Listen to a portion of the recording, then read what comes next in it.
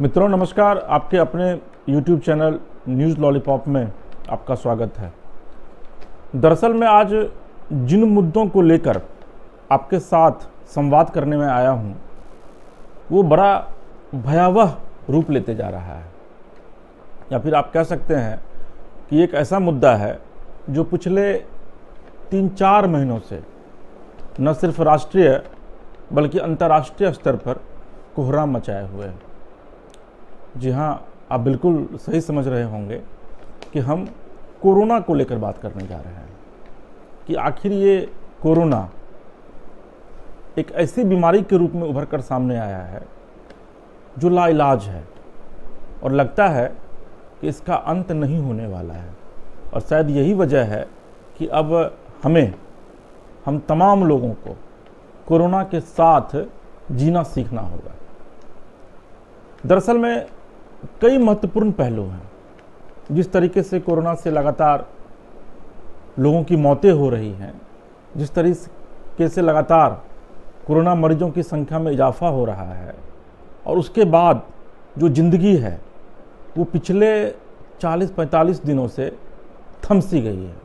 ज़िंदगी की रफ्तार रुक सी गई है और कोरोना इस रफ्तार में लगातार ज़िंदगी से आगे बढ़ रहा है। हालांकि ये कोई पहली बार ऐसा नहीं हुआ है। इसके पहले भी हिंदुस्तान ने कई भयानक बीमारियों का सामना किया है, लेकिन उसके बावजूद हम जीते हैं। हमें जीतना होगा इस बार भी।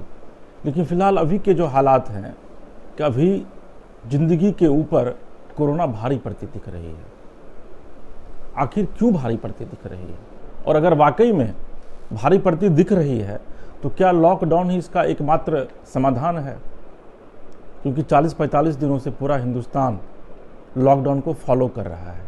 देश की अर्थव्यवस्था लगातार चरमरा रही है और आने वाले दिनों में अगर यही स्थिति और बनी रही तो आप अंदाज़ा यह लगाइए कि कोरोना बीमारी से जितने लोग नहीं मर रहे हैं, उससे ज़्यादा लोग भूख से मरेंगे।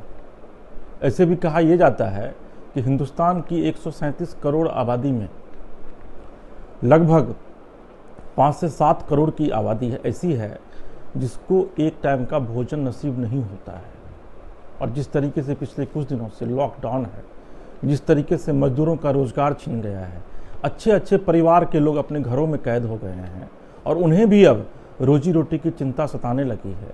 ऐसी स्थिति में क्या हमें अब कोरोना से आगे नहीं निकलना चाहिए?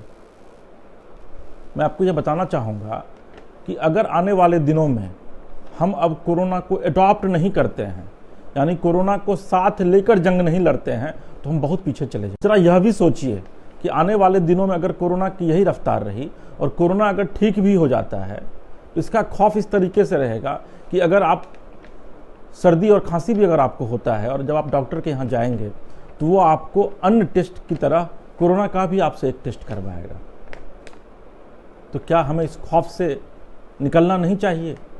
क्या हमें कोरोना को अपनी ज़िंदगी का एक हिस्सा नहीं बनाना चाहिए? और आप यकीन मानिए कि अगर आप कोरोना को अपनी ज़िंदगी का एक हिस्सा बनाएंगे तो उसी दिन से आप कोरोना पर काबू पा जाएंगे और कोरोना से इस जंग को जीत जाएंगे।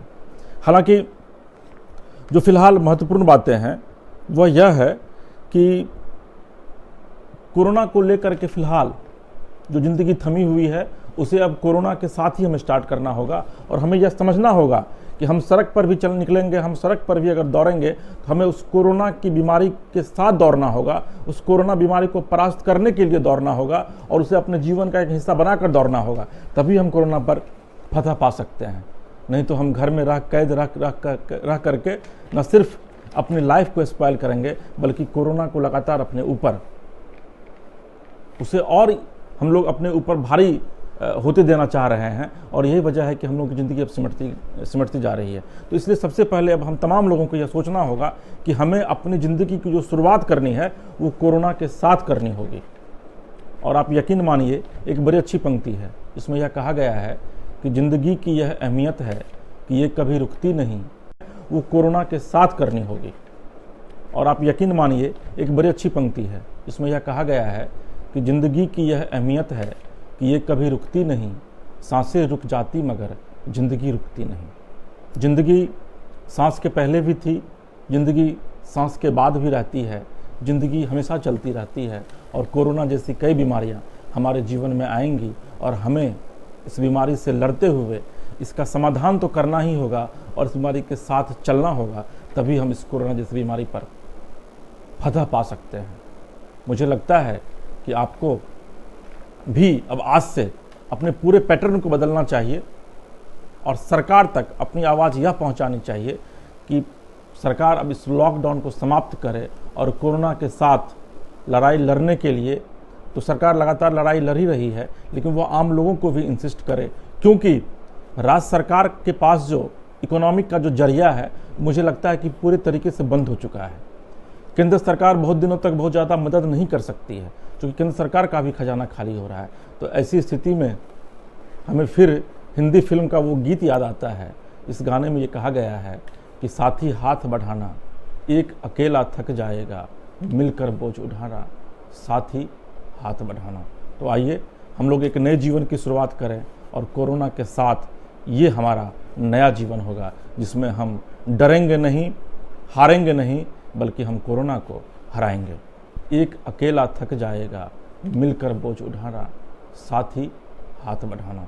तो आइए हम लोग एक नए जीवन की शुरुआत करें और कोरोना के साथ ये हमारा नया जीवन होगा, जिसमें हम डरेंगे नहीं, हारेंगे नहीं, बल्कि हम कोरोना को हराएंगे।